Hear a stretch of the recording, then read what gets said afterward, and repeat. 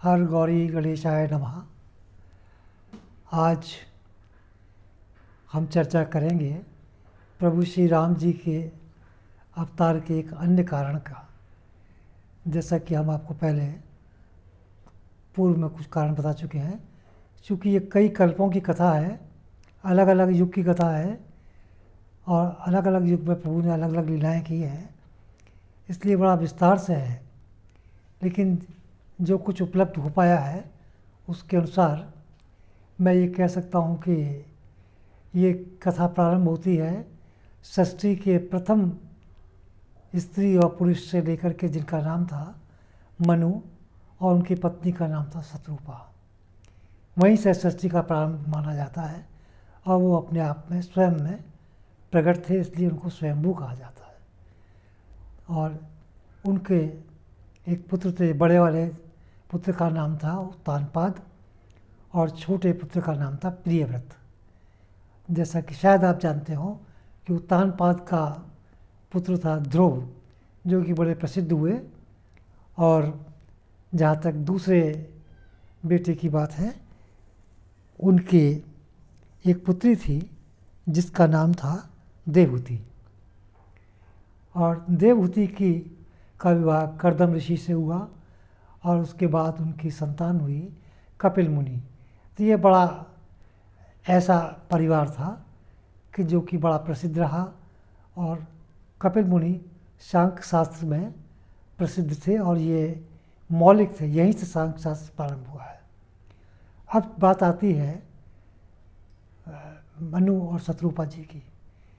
तो इन्होंने काफ़ी समय तक राज्य किया और उसके बाद वृद्धावस्था में आने पर उनको ऐसा महसूस हुआ कि अब तपस्या करनी चाहिए। तो वो अपना राजपाट अपने बेटे को दे करके जंगल में, घने जंगल में आ गए और वहाँ उन्होंने अपना तप शुरू किया। तब भी इतना घनघोर तप था जिसमें 6,000 वर्ष तक उन्होंने केवल जल पी करके तपस्या की। उसके बाद 7,000 वर्ष आगे उन्होंने केवल वायु पी के, मतलब सांस के द्वारा, और उसके बाद उन्होंने वो भी छोड़ दिया, न जल न वायु, इसका भी सहारा नहीं लिया। और उसके बाद एक पैर पर खड़े होकर के 10,000 वर्ष तपस्या की।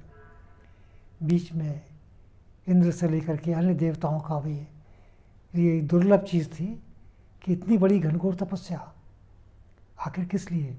बीच बीच में ब्रह्मा जी भी आए, भगवान विष्णु भी आए और भगवान भोलेनाथ भी आए और बड़ा प्रयत्न किया कि ये कोई वर मांग लें, अपनी तपस्या का समापन करते हैं। लेकिन वो किसी की बात को सुनते नहीं थे। अंततः चतुर्भुजी रूप धारण भगवान नारायण स्वयं प्रकट हुए और उन्होंने खुद प्रयास किया, लेकिन दोनों टस से मस नहीं हुए। फिर उन्होंने बड़ा जोर शोर से कहा, वर मांगो वर मांगो वर मांगो वर मांगो। तो इस प्रकार जब मनु महाराज की यहाँ ने नेत्र खोले तो सामने नारायण थे। उन्होंने कहा कि देखो कोई वर मांग लो।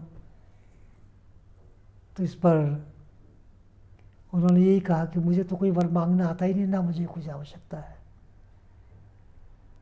ये दोनों ही बातें हैं, ना मुझे कोई आवश्यकता है, ना मुझे कोई, आज तक मैंने कभी किसी से कोई वर मांगा। लेकिन प्रभु का बार बार उनसे ही कहता, देखो हमारे दर्शन अमोघ होते हैं और कभी भी ऐसा नहीं होता कि हम वर ना दें। और तुम मुझको अति दानी मानते हुए और ये मानते हुए कि इसमें तुम्हारा कुछ नहीं है, मैं अति प्रसन्न हूँ और मैं वर देना चाहता हूँ। तो इस पर मनु महाराज ने कहा कि अगर आप कोई वर देना ही चाहते हैं तो मेरी एक इच्छा है कि मेरा पुत्र जो हो वो आपके ही समान हो। अब तो कोई संभावना है नहीं, लेकिन मेरे अगले जन्म में। उसके बाद नारायण ने तथास्तु कहा।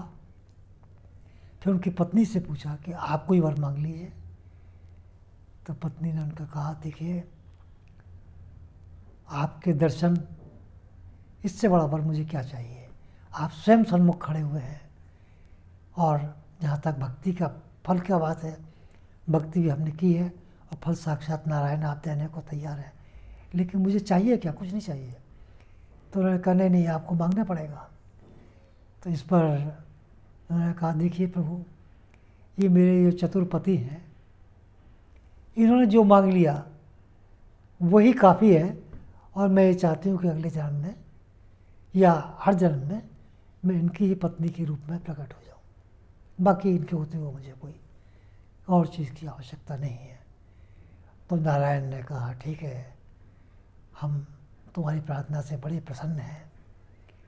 तो उन्होंने उनसे पूछा कि और कुछ चाहते हो? तो उन्होंने कहा प्रभु आपका जो 12 मंत्र है, ओम नमो भगवते वासुदेवाय, इसका ही हमने जाप किया है और इसका फल आप दे चुके हैं। तो नारायण ने कहा ठीक है, अब आप ऐसा करो कि यहाँ से स्वर्ग धाम की यात्रा करो और पूरा सुख स्वर्ग में जाकर के भोगो और कुछ समय का इंतज़ार करो।